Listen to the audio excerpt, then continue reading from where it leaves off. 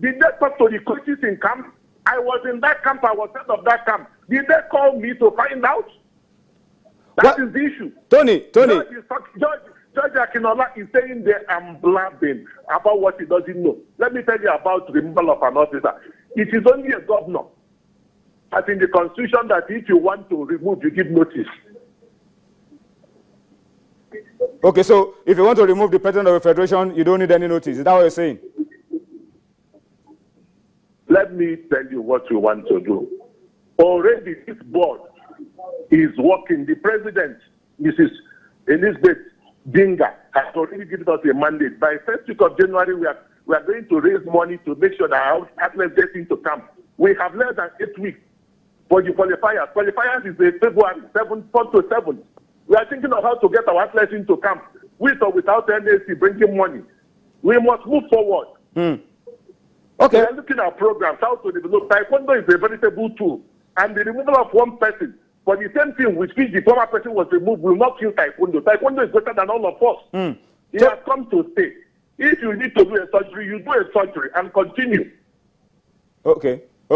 Tony, thank you so much for joining us on the program tonight. I think I get your position very clearly, that Thank you very much. You guys are moving forward and you're already planning ahead. That's what you're saying. You are moving on.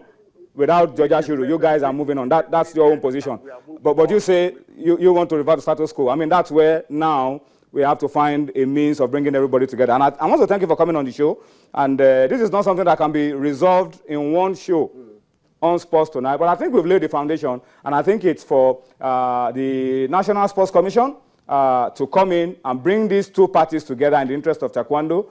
George Ashuru, Chika Chukwumerije, the new president, and everybody. Let's try to have a roundtable and resolve this issue in the interest of Taekwondo. But thank you so much for coming on the show. I hope the next time I ask you to come, we'll be talking about how the issues were resolved peacefully and how Taekwondo is moving forward. But there's no new president, please. No new president. Okay.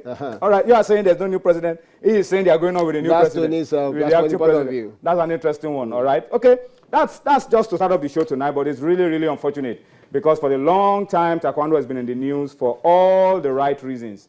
And we just want to implore all the parties involved that we need to nip this in the bud and try to find a way to resolve all of this crisis in the interest of the sport in Nigeria. All right, so we'll go on a quick break now. Let's move away from the crisis in Taekwondo. A lot of football guys are happy. They say, at last, it's not only football that is having crises, impeachment, and non-impeachment. Now it's going to Taekwondo, but we hope it doesn't happen anymore. We'll go on a quick break now. We'll come back to football. Let's bring you some highlights of UEFA Champions League draw aired earlier on today. Tunde Koiki, Onye Wiswanjuk will be joining me. We'll be giving you a review of all of that on Sports Tonight. Join us again.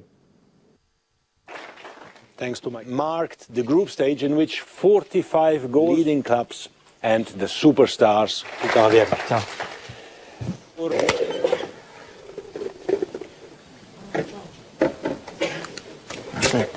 It's okay. Roma, because they were in the same group with Barcelona. Real Madrid. Real. Paris Saint-Germain. PSG. Playing at home. 5-1 yesterday night. Chelsea. Chelsea. And we continue with Arsenal. Barcelona. Barcelona. Arsenal. Juventus. Bayern Munich. Bayern Munich. Benfica. Zenit. Zenit. So, for the photos, Dynamo Kiev. Manchester City. Manchester, Christmas, and a successful New Year in football. All right, so that's it. Who has been drawn against your club? Tell us, and let's know what you feel about the chances of your club progressing in the UEFA Champions League. That is for those who have clubs in the UEFA Champions League. Sunday Koike, what's up, The man? Europa League is no less of a competition. I beg your pardon. I'm not talking. I didn't even mention your name. It is a pathway to get to the UEFA Champions League if you win the competition. I didn't mention There your is name. nothing wrong with it. I didn't mention your name. Today, By the way, Liverpool will be playing Augsburg of Germany. And Man U will be playing Midtjylland, of Denmark. All right, that's it. But let's talk about the big one. We'll focus on the big one today. Next time we'll talk about the Europa League, UEFA Champions League, round of 16. On a serious note, a lot of interesting fixtures here. The fixtures will come on your screen now. That's it. The first one that jumps at you, Yemi Adebayo, our producer. I don't know how he feels about this one. Arsenal against Barcelona. A lot of Arsenal fans have been having headaches since morning. Yeah, PSG against Chelsea, Dynamo Kiev against Manchester City, Roma against Real Madrid, Juventus against Bayern, PSV against Atletico Madrid, Benfica against Zenit, Ghent against Wolfsburg. Interesting matchups, really.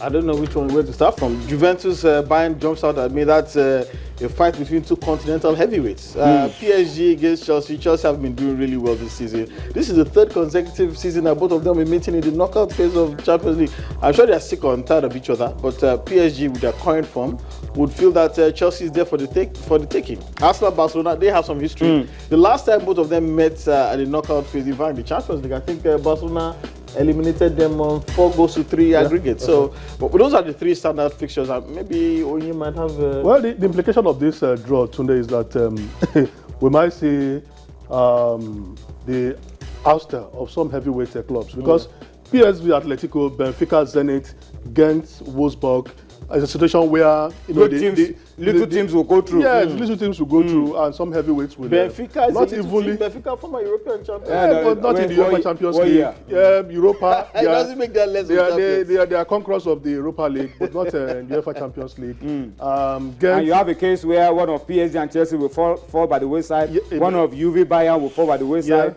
And one of Arsenal Barcelona will fall by the wayside. PSG accounted for Chelsea's ouster. David Luiz, so instrumental. Came to that the games, the two legs, and was turbocharged. He said because of Jose Mourinho. We don't know what is going to happen this time because Chelsea are not really doing well.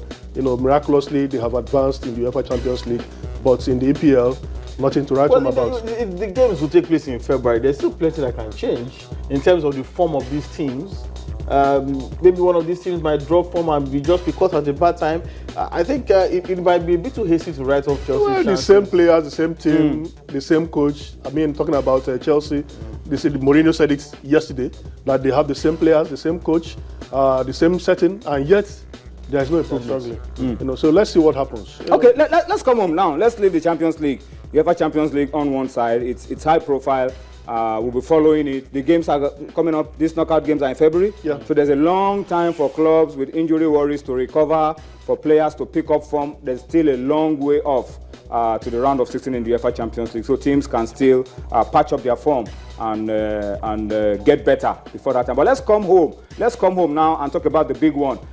Today in Abuja, the Confederation of African Football announced the shortlist, the final three for the Glow CAF Awards, the African Footballer of the Year for 2015. So we're down now to the final three. And as you can see on your screen, Andre Ayew, the Ghanaian, Pierre-Emerick Aubameyang Yaya Toure is gunning for the fifth title. Fifth title. He's won it back to back to back to back to back. Amazing. Yeah, he set the record. It was Samuel Eto'o who won it, but not back to back. He won it 4 times, not back to back. But Yaya Toure, very